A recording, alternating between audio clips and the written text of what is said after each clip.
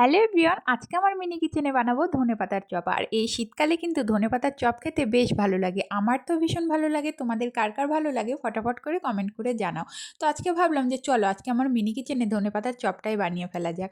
তো এখানে দেখো আমি বানানোর জন্য যা যা লাগবে সব কিছু নিয়ে নিয়েছি। তারপরে একটা বাটির মধ্যে চালের গুঁড়ো, বেসন, লবণ, হলুদ, লঙ্কার গুঁড়ো আর ধনেপাতাগুলোকে সবগুলোকে একসঙ্গে কুচি কুচি করে কেটে নিয়ে মিশিয়ে নিয়েছি। আর এদিকে আমার উনুন জ্বালিয়ে নিয়ে তেলটাও গরম হয়ে গেছে।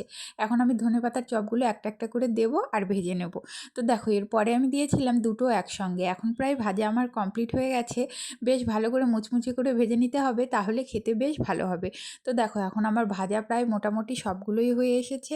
আর তোমরা এরপরের মিনি কিচেনে আমার কী রেসিপি দেখতে চাও অবশ্যই কমেন্ট করে জানাও। তো দেখো এই যে আমার রেডি ধনেপাতার চপ, কেমন লাগছে দেখতে জানিও। ওপর দিয়ে একটু বিট নুন ছড়িয়ে দিলাম জানি খেতে ভালো হয়। এই যে দেখো।